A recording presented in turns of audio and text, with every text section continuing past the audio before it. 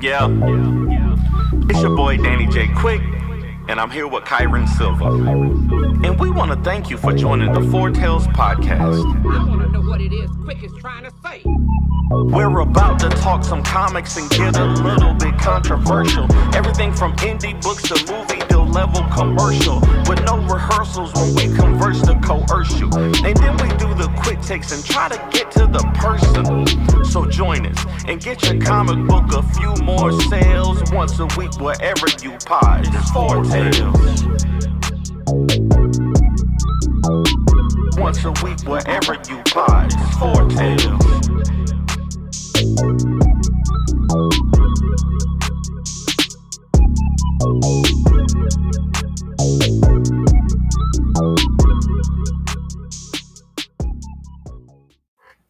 Ladies and gentlemen, boys and girls, children of all ages, Taurus Comics in collaboration with Fourth Wall Production respectfully brings to you the 170th episode of the Four Tales podcast. I'm your host, Kyron Silva from Taurus Comics. Across the way is a purple writer of Ace Blade, Danny J. Quick, who is apparently in the dungeon of his house because there's no lights. And together we are your two award-winning blurred comic creators here to help you find your next favorite comic. We are live on the Ages of Geekdom network for now via Facebook, Twitch, YouTube, and TikTok.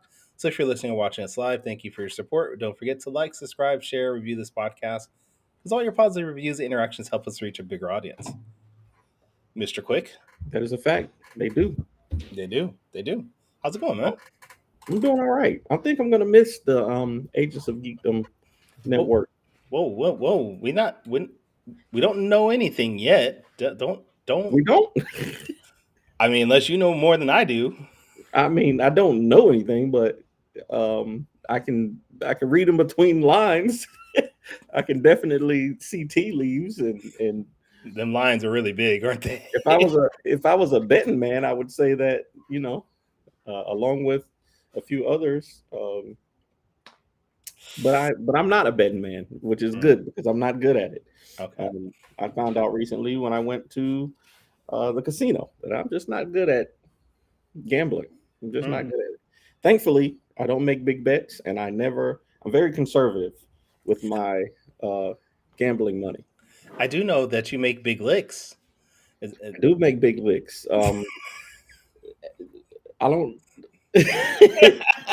I do, because we're going to be at Big Lick Comic-Con this weekend in Greensboro, North Carolina. So, we went and set up today. Me and Wally are going to be there. Morgan's going to be there. Ro couldn't make it this time, but, we'll have some Scarlet Ranger books there also. So, how far away is Greensboro from where you live? 30 minutes.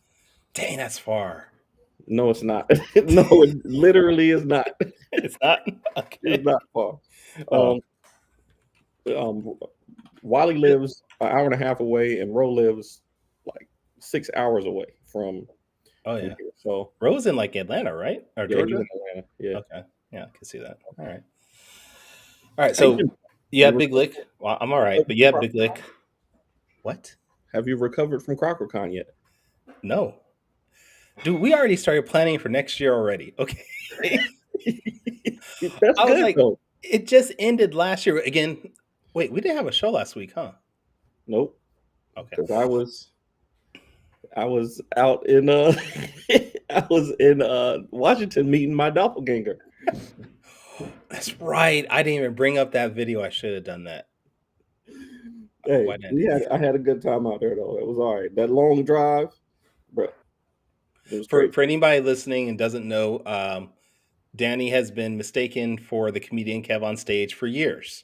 Yes. To the point where people in his TikToks mentions things like that will be like, "Hey, are you Kev on Stage?" And people go to Kev on Stage and be like, "Hey, are you Danny J. Quick?" Danny finally got to meet Kev on Stage. Yes. And I keep calling him Kev on Stage like that's his actual name, and Evan it's not. Fredericks. But anyways, you got to meet him. You guys took pictures together. I saw he even bought your comic books, right? Yep. He got a set of the Ace Blade comics. He posted them online. It was very, very nice of him to do. Nice. But yeah, it was nice to meet him in person. I bought his book, Unsuccessful Failure. I actually have it right here. I mean, Successful Failure. Okay. I have it right here. Are you going to get that? That's a nice picture of him. Are you going to get that tattooed on your body anywhere? Maybe. Oh, But I'm not very good with pain, but I think the subject of our guest's book is good with pain because they got a book out all about a guy who has some tattoos with a story to tell. So, welcome to the show, Greg and Dylan. How you doing? Hey, good. Doing great. all right. So, for our audience that maybe don't know who the two of you are and your company, can you guys give us a brief overview as far as your company name and all that good stuff? Oh, me? Okay. uh, in 2017, we started Seernova Comics. I needed a name for a comic book company, and I stole the name from my younger brother because he had a business called Seernova, and it was for like art, everything. And then he's like, "Oh, my business is not doing anything with that. Can I?" And I'm like, "Can I use it?" He's like, yeah. And they're like, "Cool. Then I'll just add comics to the other side." Well, it actually means something. Wait, what does it mean? Uh, Seer, as in like telling the future or whatever, and Nova explosion. So it can also mean explosion of like New as well. No, yeah, Nova means new, so like an explosion of new things. So it's yeah, like a future of new, explosive newness, essentially. yeah, yeah, Okay. I like it. I like yeah. it. And then we have a bunch of comics that we've made since then. So, Okay. And we're talking about one of your bigger comics at this point, Ink, right? yep. Okay, so what Yeah. is Ink about? It's based off my tattoo artist, Shane Murphy. It's the same name. I'm like, can I use your likeness? And he said, sure. um, he has like a nightmare, and then in the nightmare, it's this like stranger he's never met before, because that's what a stranger is. And then this guy brands him with a key tattoo on his forearm, and the guy that brands him with a key tattoo basically tells him he has to get to this place within 3 days or he dies. So he kind of doesn't have a choice, and then he goes and does this whole training thing, and then we fast forward to like 3 years into the future. So there's like fun stuff happening, and then he gets all these other cool tattooed powers and stuff. So Okay. Now, how much of all the proceeds does Shane get since his likeness is taken from him? nothing. He just gets nothing. Shane, you need to talk to your manager. You getting screwed. We're gonna do a GoFundMe for Shane. But I was about to say, if anything, maybe Shane owes us money. Hey, honestly, that's a good marketing tool right there. So, hey, who knows? Who knows? No, man, it's always good to see y'all. I follow you on social media, Greg, and I've seen your hilarious puns that you share all the time. Yeah. Uh, and it's always good seeing comic book creators keep doing it, and because this is difficult, man. I think it's one of the more difficult things to do. I think that we all have to have like a passion for it. So, um, what is it that keeps you going in making comics, um, and how do you see that explosion that of new ideas? How do you keep seeing that? Dylan, what again? I guess for me, one of the exciting reasons to kind of keep moving forward is even when Greg and I first started this, we kind of just got into it, just like I kind of got into it just for the fun of it. And so that's definitely something that I never really had a plan of like, oh, this thing's going to be really big or anything like that. It's more like just ongoing. So there's nothing really that I don't need to be like driven to keep doing it. Like every day I'm just making new stuff. So it's fun. Like I don't have to be like, oh no, I need to get to this milestone by this time or do this thing where like, I feel like a lot of comic creators get into comic creation. They're like, yeah, I'm going to make comics and make money in comics and quit my job and do this. And it's like, yeah, sure. Like, you might be able to do that, but like, you have to go 110% in. Like you have to already have quit your job and spend all this time doing that. So yeah.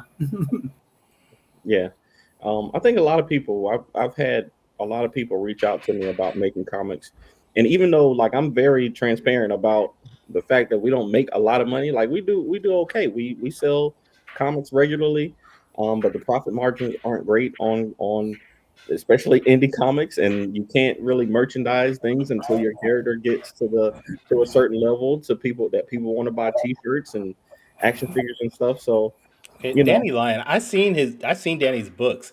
He's making so much money off of Ace Blade. It's wild. not enough apparently, because I have 4 children in this house, and Ace Blade is not taking care of them. I'll tell you that.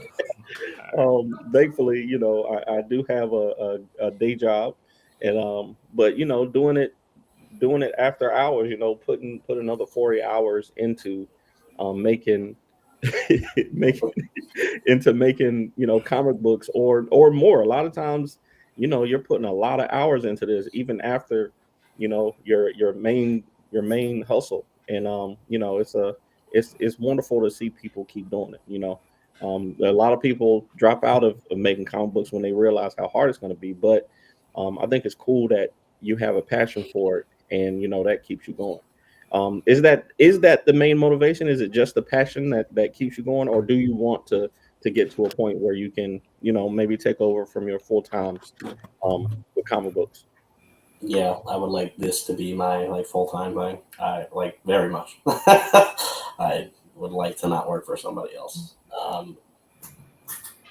Yeah, I also wish I had started like there's this one indie company called Covenant Comics, and I kind of wish I did it the way they did.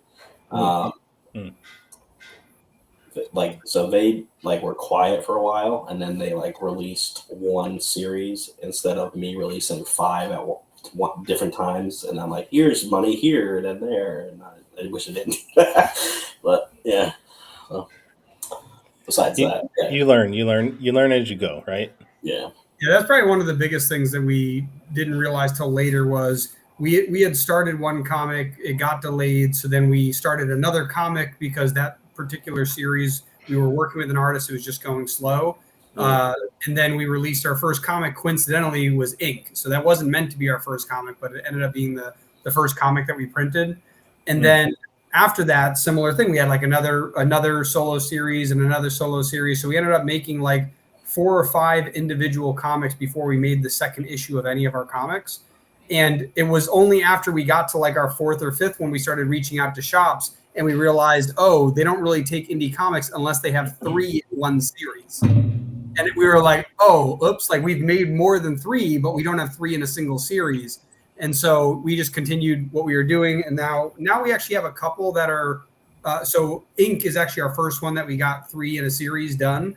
I also, coincidentally, it wasn't meant to be. There was 3 other ones that were supposed to be done before it to get to their 3rd issue, but this was the first one to get to 3.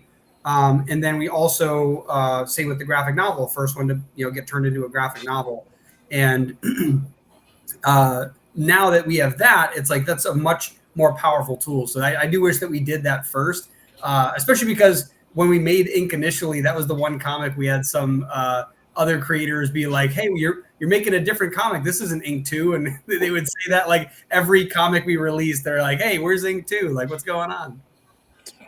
Man, I've seen that too. I think that's one of the things that's kind of frustrating, because especially the way the algorithms are, like you would assume that people who follow you will, whether it's one title or 4 titles, like Kyron. I know most people know Kyron for Saw, but he's got Starcore coming out here on the 13th on the Kickstarter, and Thank you for plugging my work. I appreciate that. that's what I'm here for. And it's weird to see how many people cross over from one title to the other, and and that's the thing that happens, that you just don't realize will happen until you're actually in it. So have y'all seen the crossover from different comics? Because I think the first Seernova book that I saw from y'all was the Seer Chronicles, I believe it was. I think that was the first title that I ran into of yours. So I think Greg was actually on our show to talk about it. yeah, absolutely. So have you seen more of a crossover, or is it a different group of people for each title? It's a crossover. Like I actually like we've done so many Kickstarters that I remember some of the people. Like he said, Dylan was saying earlier, like, oh, we got a little more money. He's like, oh, was it like Heather? He's like, who the fuck is Heather? And I was like, oh, sorry, I swore. And then I like looked at the dashboard, like, oh, you know what?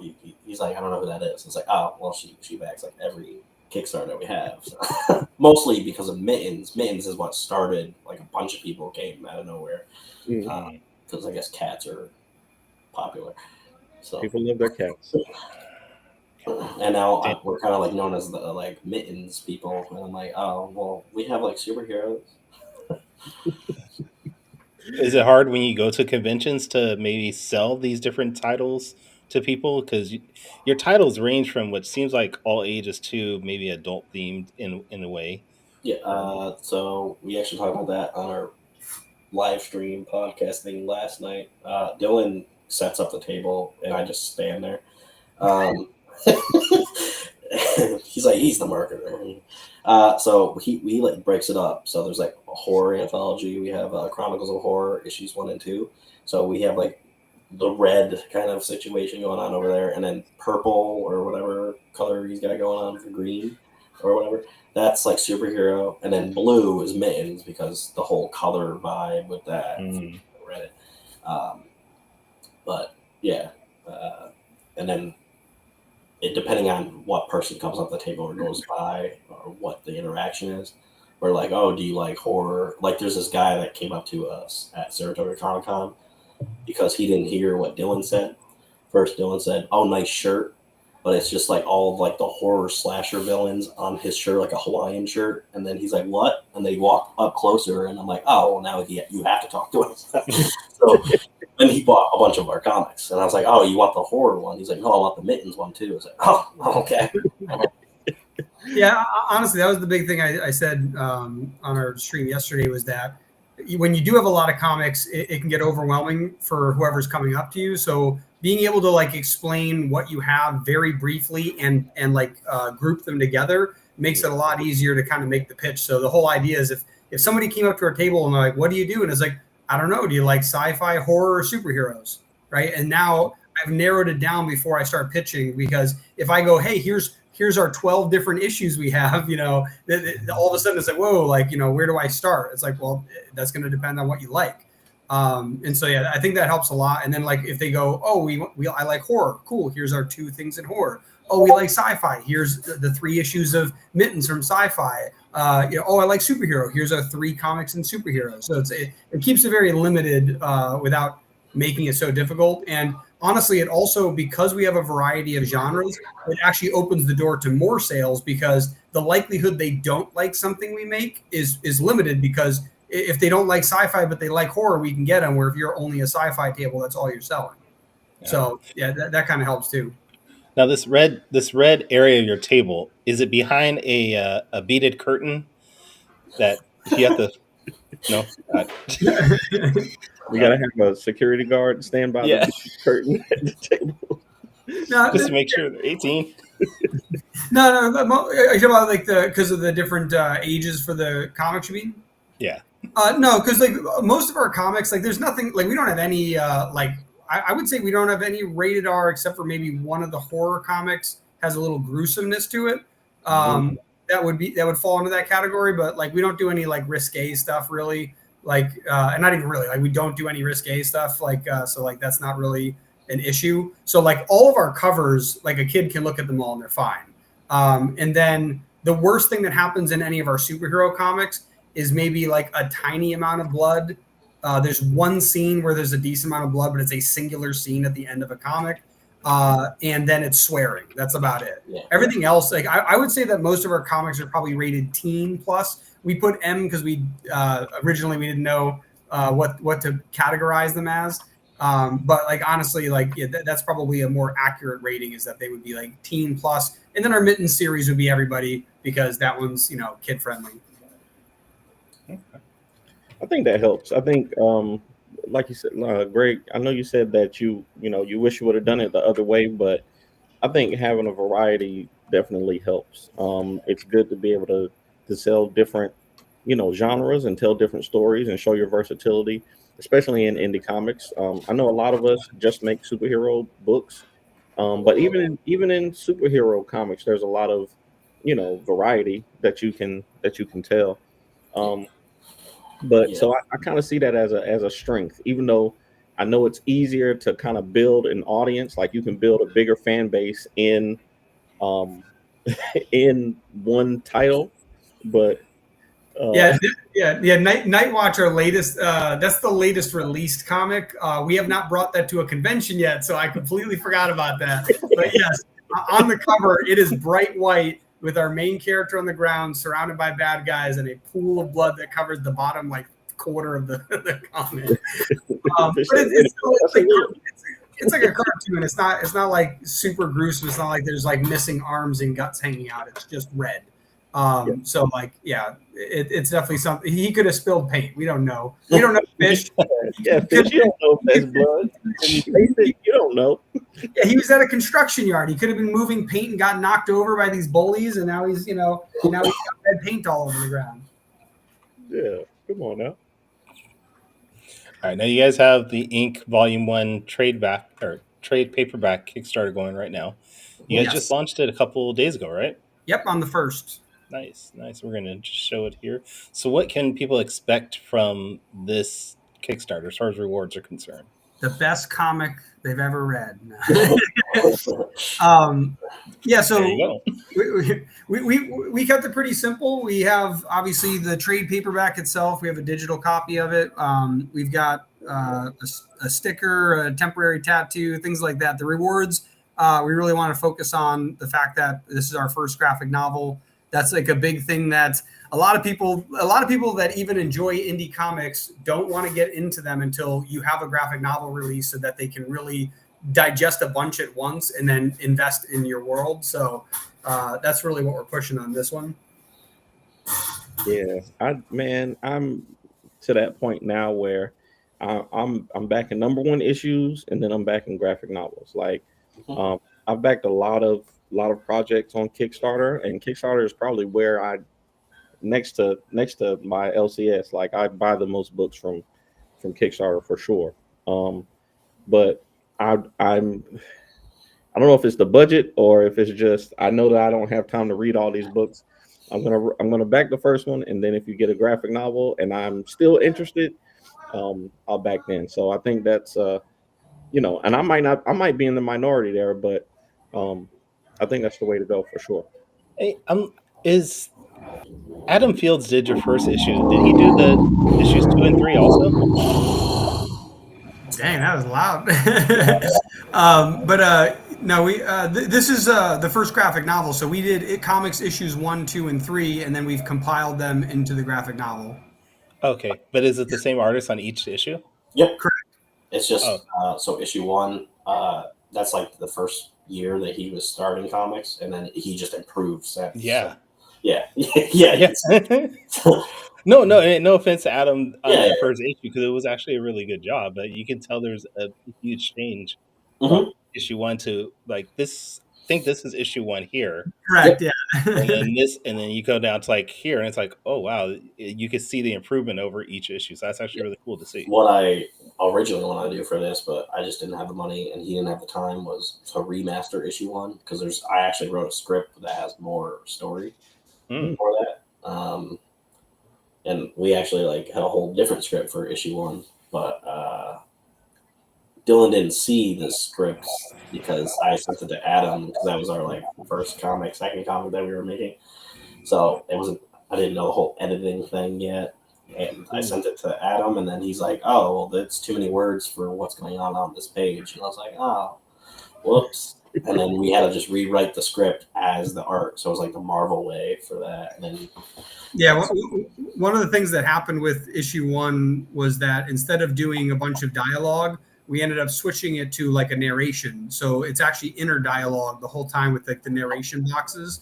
And coincidentally, that actually became something that like the fans of it really liked. And then we've just carried that on ever since. But the whole reason for it was when Greg first submitted the art, he submitted it like storyboards. So like he was describing a scene, but the scene would have multiple actions and there'd be a ton of dialogue. So, and like you saw, that was also near the beginning of Adam's work as well. So we didn't know what we were doing, and he didn't know how to tell us we didn't know what we were doing. And because of that, yeah, it ended up being very chaotic. Like the art, there's no way to fit all that dialogue on what art we got.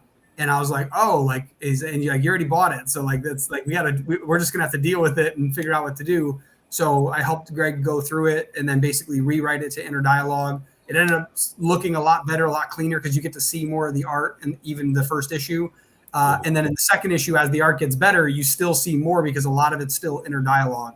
And Adam's gotten very good at the storytelling through panels, and we've gotten better at being able to go, hey, like, we want this scene from Worm's eye view behind this guy's leg. Like, we're very specific with some pages, and then there's other ones where like, this is the scene, do your thing, like, see what you can do to make this, shine. And yeah, he's hasn't let us down yet, so he's definitely enjoy that.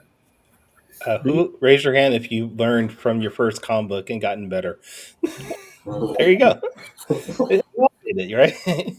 Do you think that because I've seen like in making comics, like if you can find a consistent artist that's willing to work with you, do you think that's the reason that ink has gotten to the is always in the firsts now, because you've built that relationship with your artist? 100%. It's the reliable too, like, or reliableness. Like, so our very first comic that we tried to get done, which was the Seer Chronicles, the first artist we ever hired, I think it was like a skateboard artist. We didn't know what we were doing. We just found an artist, and we get his work back, and we're like, nope, we're gonna burn that, and no one will ever see that again. And then the next guy we worked with, we were just going through this the other day. We're trying to remember. I don't even remember who the second one was, but that one is stored in a folder someplace, but I don't know where it is. The third one we worked with, we found out he was stealing art to make his art. Like, so he was like, for example, we had a picture of a Camaro with the logo of the Camaro on it in the like a car, like in our comic. And at one point, we caught a couple of these and stopped them, and other ones we missed. But like, we had a mall that someone's walking by, and he just put a poster of Ed Sheeran on it. And we're like, what the hell's that? And he goes, it's funny, right? And we're like, no, that's copyright infringement. Like, we get that out of our comic. And then Ed Sheeran in this book. and later, Ed Sheeran could be in different dimensions, And then after we printed our comic, we realized that he snuck our logo onto the top of a bus stop that you see at an angle. And we're like, you're breaking fourth walls by putting our logo in our universe. Like, what are you thinking? So we stopped working with him. We ended up finding an artist we really liked. He ended up doing a really good job on our second issue, and we wanted to have him redo the first, but then he got picked up by like an image project or something and just wasn't able to help us, which kind of sucked because he was supposed to work with us for both issues. So that's what I mean by reliable. It's like Adam's gotten better. He does really cool projects now. There's people that buy anything that Adam makes, but Adam has consistently worked with us. He likes the Ink series. As you can see, he's gotten better over the years, and we were probably one of his first projects. And it's a cool thing to be able to see, like, to grow with an artist like that. So it's not just working with an artist consistently; it's working with a reliable artist that hopefully they grow with you. So we get better at writing, they get better at art, and we both get better at communicating how we want the story to be told. That's how it should be. What were you blaming me for just now? Kyron is is an artist who will sneak something in a panel for absolutely no reason. But thankfully, it's something I really enjoy. Like for Ballad of the Black Rose issue 2, he put Ace Blade in there. He put a Western version. Put a Western version of Ace Blade that we on this show. I don't know if it was you or Fish that drew the It's me. It was you. Okay. He put that version of Ace Blade in on a wanted poster in the town and I was like, man, I love this so much. Like, sometimes Easter eggs work, other times they don't work. Yeah, I was gonna say that's tasteful because like it's an alteration of it. But like when our guys straight up put our logo clear as day on top of a bus stop, and we were like, oh, come on, like. It definitely no bueno. So when Ink the Kickstarter funds, what's next for Seernova? Hollywood. No. Wow, okay. Come say hi. Yeah.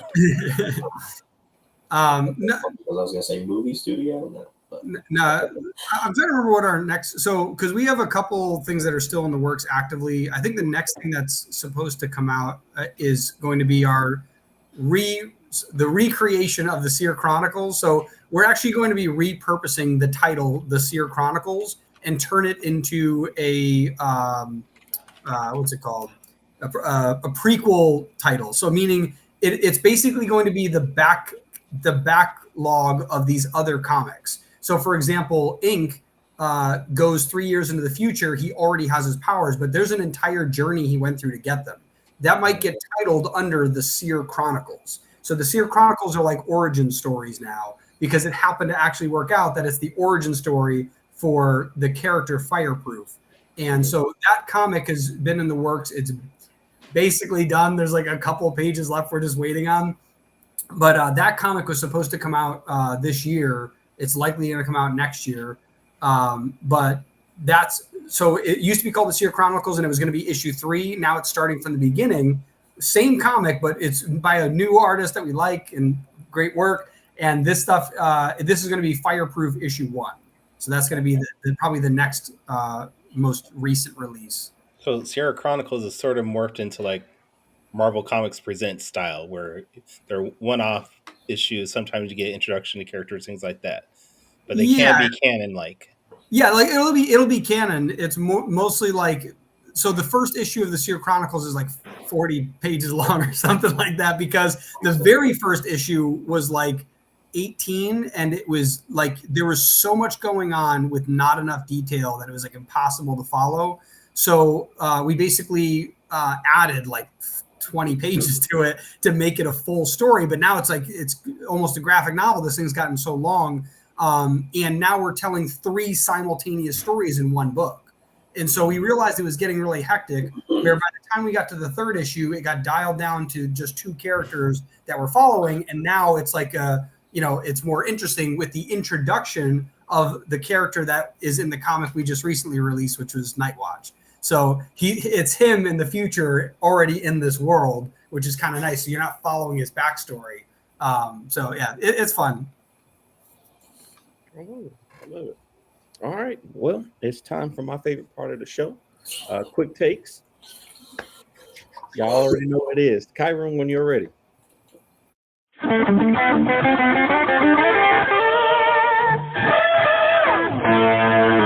takes. I love that thing. All Great, right. we need some intros. So, for if you haven't seen the show before, Quick Takes is a rapid Q&A session where we grill our guests on their deepest, darkest secrets from the internet. No, I'm just playing. This is going to be just a couple of questions for our audience to get to know you a little better. You're going to have 45 seconds if Kyron can get the layout right. We don't usually do 2 guests, so I'm trying to figure out what works best for us.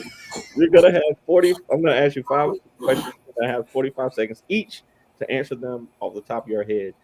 Some of the stuff we've already talked about. So here we go. Number 1, Greg and his puns. I'm telling you, I love a good pun in a good dad joke. But scrolling down your timeline, there's about 1 million of them. Why are puns the most elite form of comedy? I don't know. I just like them. Moving on then. Hey, that's a great answer because I like them. That's a Greg great said, answer. I don't need 45 seconds. I love it. Okay, cool. Question number 2. In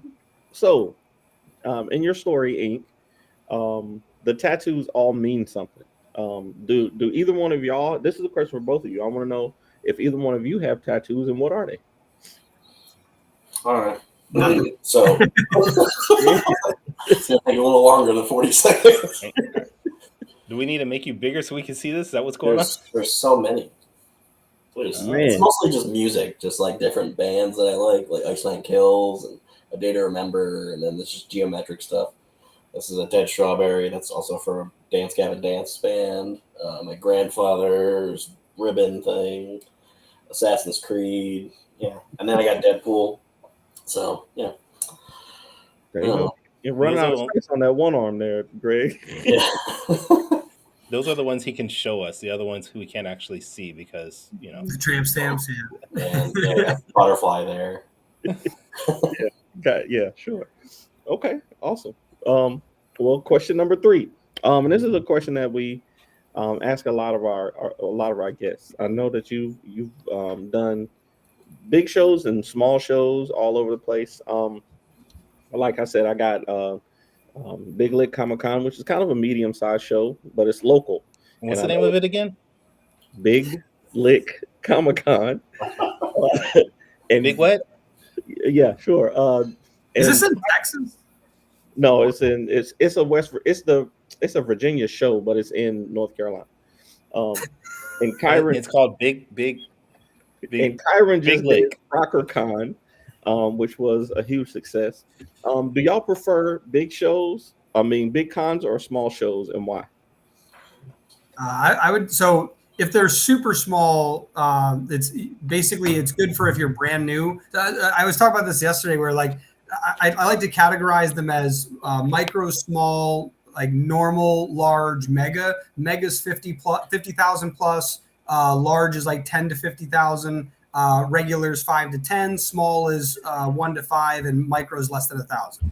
And I would say if you're like just getting started, micro is really good. But to really make money, you kind of got to have to be at the small to like normal sized ones.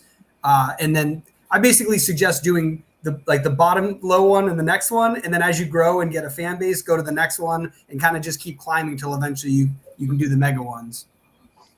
I like it. I like that perspective. That's awesome. I don't like being around a lot of people, but I do understand that more traffic usually means more money, more opportunity. Yeah, more opportunity for sure. Okay, so Dylan, this next question is for you, number 4. I saw on your podcast a clip that you were talking about. Instead of practice makes perfect, practice makes progress. In 45 seconds, can you tell us about that? Yeah, basically the biggest thing that I saw was this video a while ago. You take a pie and you're like, okay, you want to make this perfect. Well, the pie is only filled when you can, when it's filled, that's perfect, but no one can do perfect. So you really can only get about 95%. And that might take you a week, where I could get to like 60% on day 1. But if I do it and I finish it, and then day 2, I do it again and I finish it, each day that I do it, my overall pie gets larger. So I could do 60% forever, but on day 7, my 60% is better than your 95%. So you don't try to get to perfect. You just continually grow. There's that whole, if you're not growing, you're dying. And that's true in business and life and relationships. It doesn't matter. So the whole idea is that, you just continually grow your pie through practice. I like that. That's awesome. All right, question number 5. And we always ask our guests to do a top 5 list off the top of their head. So this one, I'll ask for the both of you, but Greg is probably gonna have the expertise here. I want to know your top 5 tattoo body parts to be tattooed. Like, where are the best places to get a tattoo? 1 to 5. not the eye. Okay. Elbow isn't actually that bad, but you think it would be because it's a bone. Yeah, that's not.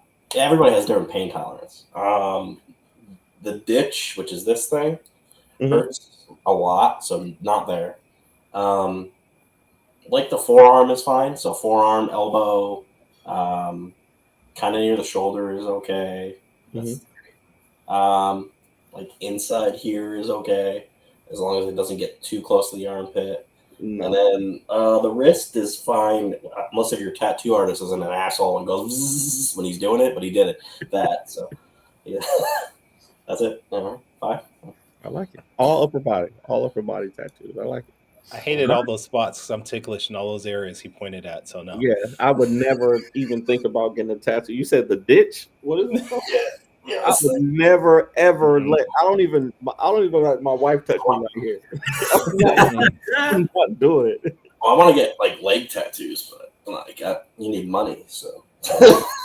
Yeah, do they cost more? Or? Calf is a better spot. Then you can show it in the summer and hide it for when you're in a suit. I just recently found out that they do like tattoo conventions where you can, just go over the weekend and get a tattoo. Like, and those like some of the work that I've seen at these things are amazing. Like, The very first comic of Ink, so Ink Yep. issue 1 starts off at a tattoo convention, and that Yes. tattoo convention is a real life convention in is it Boston? No, or Saratoga. So in the convention or the Comic-Con that we go to, that is the biggest one that we attend to sell. Mhm. Although we're about to go to a bigger one in a couple weeks, but this has been like our home base one. That's actually where that convention was held. So when we sell the comic, we're like, see this floor space? That's this right here. And it was an actual tattoo convention that happened there. So we're just like playing off of that. That's awesome. That's awesome. Well, I appreciate y'all doing that for us. This week, Quick Takes is brought to you by Gemini Comic Supply. If you go to GeminiComicSupply.com and put in the promo code AceBlade, you'll get 10% off your entire order. All right, Kyron, back to you, man. I need to actually get some stuff from Gemini because I've been shipping out all these Panels of Paradise books. Yeah. I need to refill my stock. So if you've backed our Panels in Paradise Kickstarter, please make sure you check your surveys. I think most people have done their surveys. There's only like 3 or 4 people that have not. And everybody should be looking to get their rewards in the mail by next week. So thank you for your support on that. But Greg, Dylan, we appreciate you guys being on. We want to make sure our audience follows you, follows your work, keeps up with Ink. What is the best place online to do that? The fastest place would be SeernOvaComics.com/Kickstarter. It doesn't matter when they watch this. It's a redirect link, so it'll always go to our Kickstarter page. Right now, it's heading towards our Ink Volume 1. Okay. All right. So SeernOvaComics.com. You're right. I forgot the comics part. Hold on. Yeah, we don't own Seernova, not yet. We got to get it from somebody. All right. Danny, where can people check you out? If you want to find me, the best place is our website, fourthwallpros.com. But if you want to find me on social media, it's at the Ace Blade on all social media platforms. Kyron, where can people find you? You can find me at TaurusComics.com. I am on all social media platforms at Taurus Comics. And this is the first time you've checked out our podcast, you can go to our website, fourtalespodcast.com. That is the number 4, TALES podcast. You can listen to our previous episodes, buy some merchandise, support us that way. Join us next week where I have no idea who's going to be on because the person I've been trying to get on is not responding. And I want to keep this a secret until I know for sure if she's going to be on or not. We already narrowed it down. But I know if she is, I feel like we can shop some things with comics and talk about different series with her. So hopefully this will be a good show. But until then, everybody, sayonara, goodbye, and please take care of yourself. Great. I